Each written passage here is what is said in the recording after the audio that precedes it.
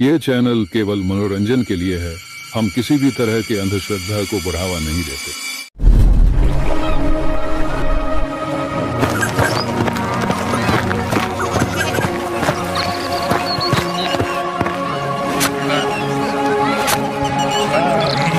अरे हरिया, तुम अभी तक खेत में क्या कर रहे हो? अंधेरा होने वाला है, घर चले जाओ, वरना तुम्हें पता है ना। हाँ मानसिंह, पता है, मुझे डराओ मत, पर थोड़ा सा काम बचा है, ये निपटा कर जा ही रहा हूँ।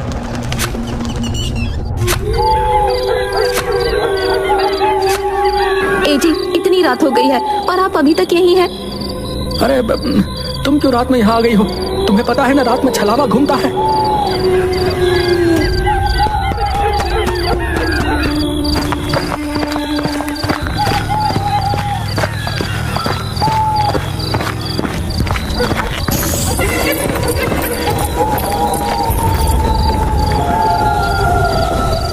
क्या हो गया? तुम रुक क्यों गई? चलो ना। वो सामने किसी औरत की लाश पड़ी है। अरे हाँ, ये कौन है? हरिया ने उसके पास जाकर देखा तो वो उसकी पत्नी की लाश थी। ये देखकर वो बहुत घबरा गया। उसने मुड़कर देखा तो उसकी पत्नी सामने भी खड़ी थी। वो उसके पास पहुंचा।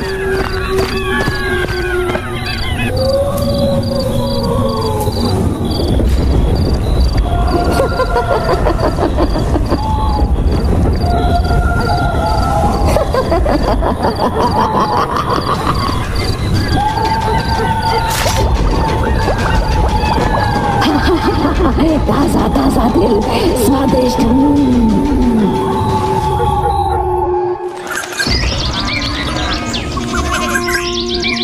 जब हरिया के छोटे भाई रमेश के पास पहुंची तो वो अगले ही दिन गांव आ गया।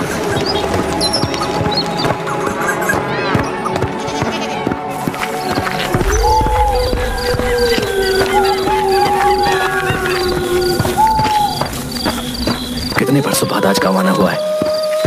यहाँ से जाते समय सोचा भी नहीं था कि वापसी किसी की मौत पर होगी।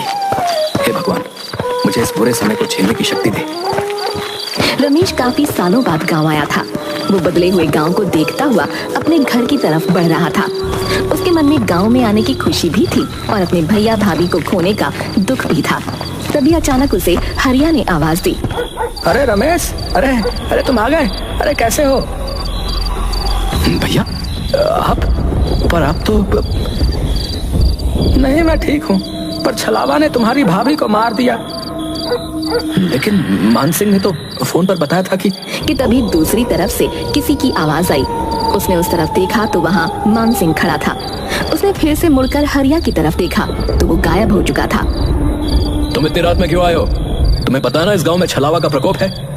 ये तो शुक्र मनाओ कि मैं समय पर आ गया, वरना आज तुम्हारे साथ भी वही होता जो तुम्हारी भाभी और भैया के साथ हुआ था। चलो यहाँ से। मुझे लगा सचमुच मेरे भैया जिंदा हैं। उनको सामने देखकर मैं छलावा के बारे में भूल ही गया था। नहीं, वो जा चुके हैं। चलो घर, चलो जल्दी।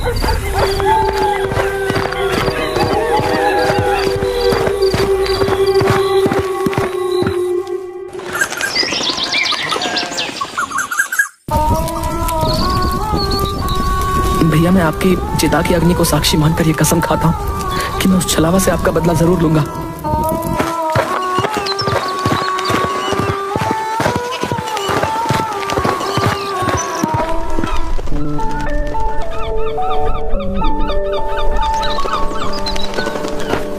अंतिम संस्कार के बाद वो अपने बचपन के दोस्त गगन से मिलने निकल गया।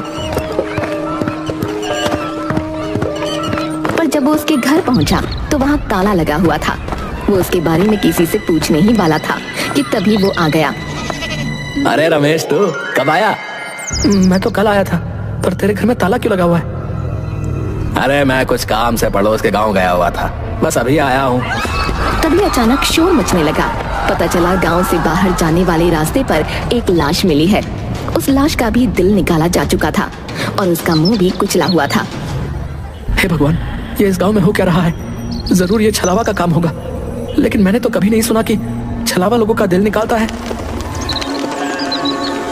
पहले नहीं निकालता होगा, पर अब इन लोगों में भी अपडेट आने लगे हैं। तुझे हंसी आ रही है? ये कोई हंसने की बात नहीं है, लोग मर रहे हैं। सॉरी, तो फिर इससे बचने के लिए क्या किया जाना चाहिए बता? हमें इस छलावा से छुटकारा पाने का कोई तरीका निकालना ही पड़ेगा। उसने मेरे भैया और भाभी को मारा है, मैं उससे बदला लेना चाहता हूँ। गगन और रमेश काफी देर खड़े बातें करते रहे, पर उन्हें छलावा को मारने का कोई रास्ता नजर नहीं आता। उसके बाद रमेश अपने घर चला जाता है।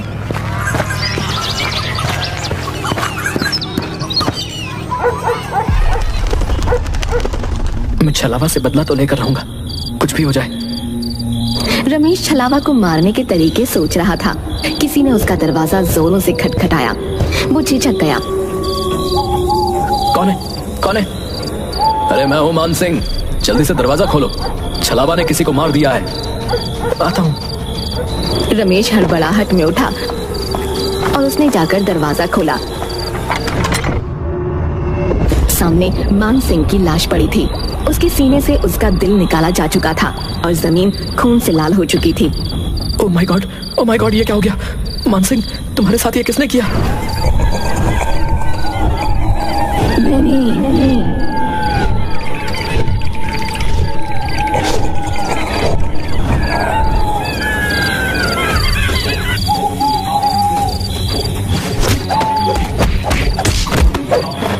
मैं तुझे छोड़ूंगा नहीं। पहले तूने मेरे भैया भाभी को मारा और अब मान सिंह को। उसका वो हमला बिल्कुल बेकार साबित हुआ, क्योंकि छलावा ने उसके दोनों हाथ पकड़कर नीचे कर दिए। रमेश को ऐसा लग रहा था मानो उसके अंदर बिल्कुल ताकत ही नहीं है। तभी छलावा मुस्कुराया और उसने अपना एक हाथ रमेश के सीने के अंदर डाल दिया। ये होते ही अचानक रमेश की आंख खुली और उसने देखा कि वो अपने बेड पर है। हे भगवान, ये सपना था? नहीं, मुझे यकीन नहीं हो रहा है। मुझे मान सिंह से मिलना पड़ेगा।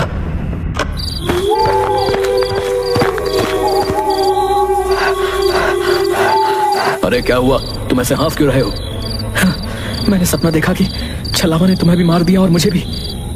मैंने अपने बड़े बूढ़ों से सुना है कि अगर तुम्हारे सपने में कभी छलावा आए, इसका मतलब वो आसपास ही है। कहीं तुम छलावा ही तो नहीं? अरे पागल, मैं छलावा नहीं हूँ। तो खुद मेरे पास चलकर आया। कहीं तू तो छलावा नहीं? क्या हुआ भाई, तुम लोग क्यों इतनी रात गए लड़ रहे हो? तो क्यों इतनी रात में टहल रहा है? तुझे नहीं पता रात में छलावा आता है? अरे मैं तो पीकर टुन्न रहता हूँ, छलावा मेरा कुछ नहीं कर सकता है। अरे तुम उसे छोड़ो, वो तो पिया हुआ है। ये बताओ कि छलावा कहाँ होगा?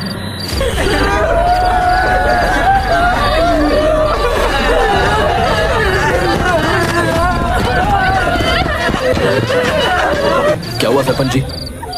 अरे मेरे बेटे को छलावा ने मार डाला।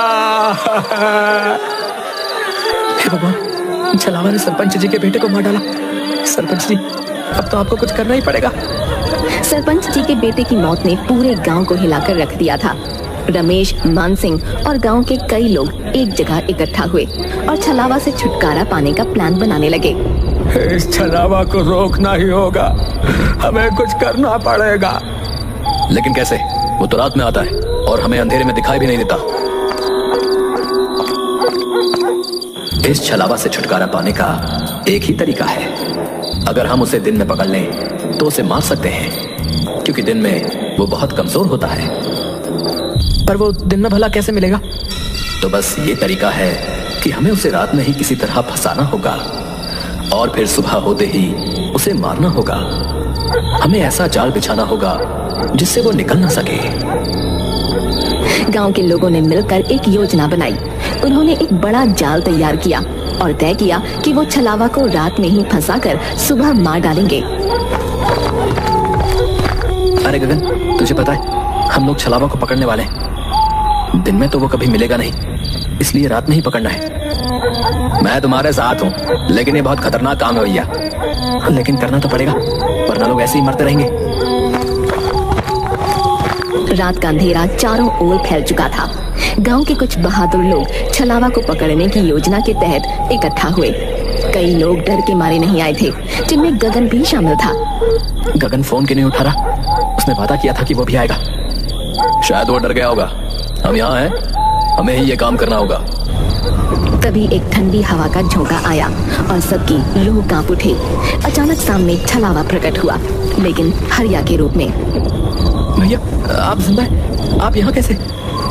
रमेश, मुझे बचा लो, छलावा मुझे मार डालेगा।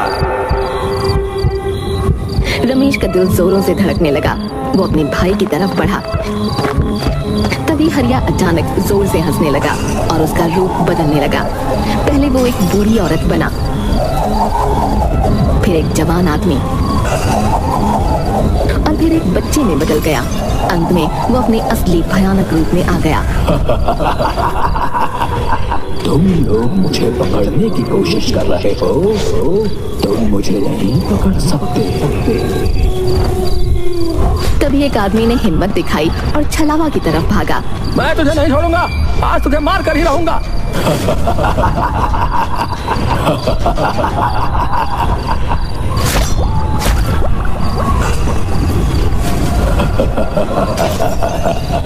ये लो तासा तासा दिल खाओ। वहाँ मौजूद सभी लोग सन्न रह गए, जबकि छलावा वहाँ से गायब हो चुका था। ऐसा लग रहा था मानो वो उन लोगों को यही बताने आया था कि तुम लोग मेरा कुछ नहीं बिगाड़ सकते। छलावा को ये कैसे पता चला कि हम उसे पकड़ने वाले? क्या वो अंतर्यामी भी है? नहीं, छलावा अंतर्यामी नहीं होता, कुछ गड़बड़ है। ये सुनकर रमेश सोच में डूब गया कि आखिर छलावा को ये पता कैसे चला।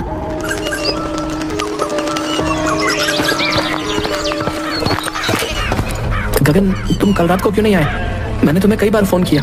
यार मेरी तबीयत ठीक नहीं थी, इसलिए नहीं आ सका यार, सॉरी यार।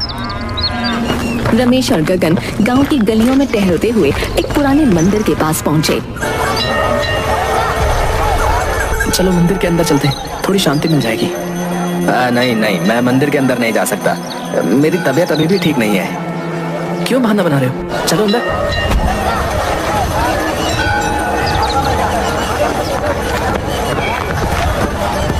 गगन, ये गलत बात है, मंदिर में तो जाना चाहिए। हाँ हाँ, अंदर चलो, तुम्हें अच्छा लगेगा।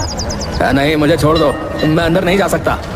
गगन बुरी तरह छटपटाने लगा, लेकिन रमेश, मानसिंह और सरपंच ने मिलकर उसे पकड़ा और मंदिर के अंदर खींच लिया। मंदिर के द्वार के अंदर जाते ही गगन जोर जोर से चीखने लगा। मुझे पता चल चुका है कि तुम्हें छलावा हो। जिस लड़के का छलावा ने मुंह कुचल दिया था, उसकी पोस्टमार्टम रिपोर्ट आज सुबह आ गई और पता चला कि वो तो गगन था। गगन यानी जो गगन मुझसे मिलता है वो छलावा है। जो दिन में गांव की खबरें लेने आता है और रात में शिकार करता है। भयानक बदलाव आ गया।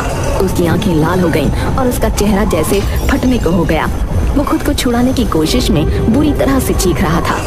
नहीं, मुझे छोड़ दो। तूने मेरे भैया भाभी दोस्त सबको मार डाला। आज मेरा बदला पूरा होगा। रमेश और बाकी लोगों ने उसे मंदिर के पवित्र स्थान की तरफ खींचा और उस पर गंगा जल डाला। छलावा की चीखें और भी तेज हो गईं और उसके शरीर से धुआं निकलने लगा। मंदिर के पवित्र वातावरण में वो धीरे धीरे राख में बदलने लगा। ये हमारे गांव की शांति के लिए जरूरी था। अब छलावा का आतंक खत्म हो जाएगा। छलावा का शरीर पूरी तरह से जलकर राख हो गया। सबने राहत की सांस ली और गांव में फिर से शांति लौट आई।